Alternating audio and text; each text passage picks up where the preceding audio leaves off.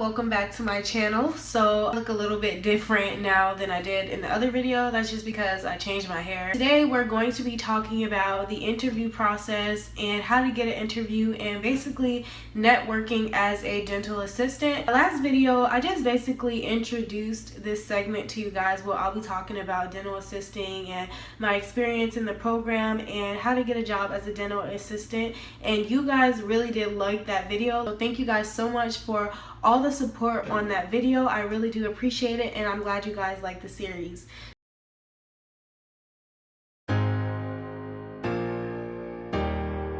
So the main thing we all worry about when we're in school is if we're gonna get a job, when we're gonna get a job, how much we're gonna get paid, when we're gonna get hired, what's the process like, and you're really nervous about that. Like I did tell you guys in the previous video that you don't have to necessarily go to school to be a dental assistant, but it will benefit you to go to school to be a dental assistant. The program is only about like 9 months, so you won't be in school forever. Although it is pretty intense, it's definitely worth it, and you get that background knowledge. I got my interview was, I looked on Indeed.com, and I'm gonna try to put it on the screen for you guys somewhere so you can see. So I went to Indeed.com and I just typed in dental assisting and the city that I lived in, and I just scrolled through. Every place that I saw on there, I applied.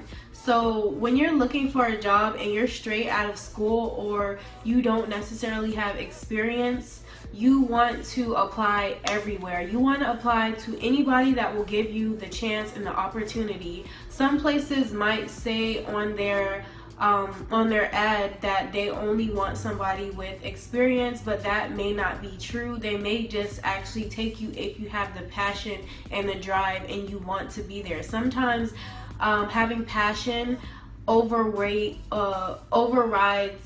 experience, just sometimes, not all the time, because they will take a risk on you. So that's basically what I was hoping for. I was hoping somebody would just take a chance, take a risk, just believe in me and give me a job, and that's exactly what happened. Want to look on places like Indeed.com, dentalpost.com, snagajob.com. I just wasn't picky and I applied everywhere. I had an interview at 2 clinics here, another office, and the office that I currently work at now. I applied everywhere and I went to every single interview. Interviews were lined up, so I did have 2 offers, but I picked this one because they're more willing to work with my schedule. Interviews were a week apart from each other, and I went to both interviews and sold myself the same way during both interviews.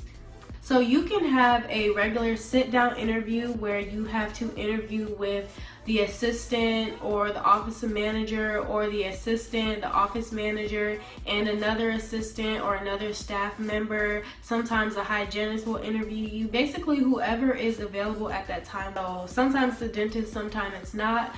At one of my interviews, I got interviewed by office manager, and that was it. It was her decision, and her decision was final. But I did get to meet all the other staff members. So sometimes they'll do it like that just because dental offices are very busy. And then sometimes actually ask you to come in and work and have a working interview, not just like sit down and ask you questions. They will literally ask you to come in and assist for the day. And I fortunately didn't have to do that because I know I'll probably be so nervous and make so much mistakes. But sometimes that's good if you're the type of person that sell yourself better through action than talking, because I get nervous either way. So actually I don't know if I would have done good at a working interview. Somebody actually sent me an email because she saw my video, and she asked me for advice because she was having a working interview. And all I can honestly say to you is be calm. That day you want to be calm, and you want to show up early, and you want to get ready early, so that way you don't have to rush and be late to your interview. The thing with dentistry is time is so important. Time is really like the more time you waste, the more money the dentist is losing. So if you're going to show to your interview late, then you're probably going to show up to work late. You want to make sure you arrive there on time. Presentable, like I said, very light to no makeup at all. You want to have your hair back in a bun. You want to just smile a lot, look very clean, very polished, no colors, I wouldn't wear heels. I didn't wear heels. Nothing that's going to distract the dentist from focusing on you and what you have to offer. if you have never assisted before, you really won't know what to do when you get to a working interview, because they're expecting you to already know something about being a dental assistant. And if you've never even went to school or exposed to it, then you may not know what to do. Basically told her what I would tell anybody else is to make sure you review all your procedures. Even though my interviews were just oral interviews with management or a dentist, I still made sure I went over procedures. I made sure I knew my tooth numbers. I made sure I knew my left from my right on my radiographs. I made sure I knew what the instruments were called, what some of the steps of basic procedures like a restorative were.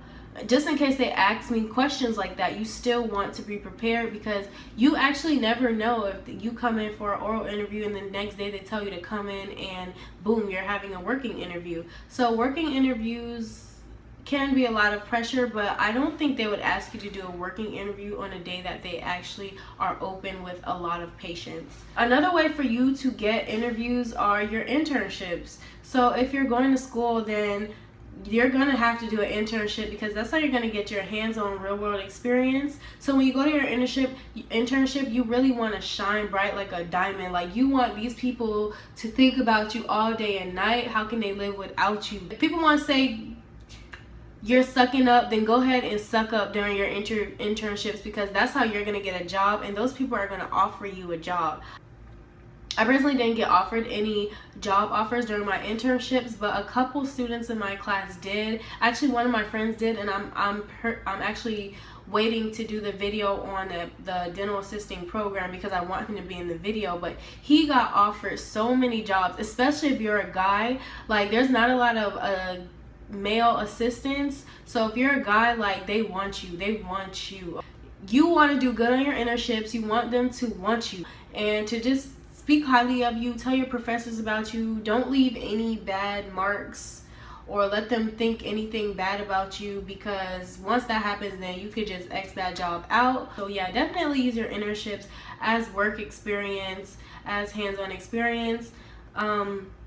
Another way that you can try to find a job and book an interview is by volunteering. So if your school ever tells you that there's an opportunity to volunteer at any dental event, giving back to the community, go. Please, for the love of God, go to that charity event, because that's where all the dentists are going to be at. It's not only is it a good way to give back to your community, but that's definitely a way to network and mingle with other dentists in your area, establish connections with them. I went to about 2 or 3 volunteer events during the time I was in school, and one of the events was called Dentistry from the Heart, and another event was called Operation Smile. But Dentistry from the Heart was a bigger type of volunteer thing. There was like maybe 20 dentists there, and they took shifts. So there was people in the shift in the morning, and then the shift from the afternoon to the evening. There was such long lines of people who can't afford dental care, and this is where they can get the care that they need. That's when I met a lot of dentists, and I also saw some of the dentists I worked with during internships in there too. So you want to make sure that you're being friendly, you're saying hi. During that, we got to actually go from room to room, so I didn't have to stay with one dentist. I could go from room to room and just meet whoever I wanted to meet. The other event I had was somewhere that I was already interning at, and that was something that I could do for extra hours, or just like it's the day during my internship, I can make it up, so I still went. But that's a way to let the dentist know that you want to be there. If you keep showing up, you keep popping up, your name keeps popping up in their head, they're going to keep thinking about you, and they might consider giving you a job.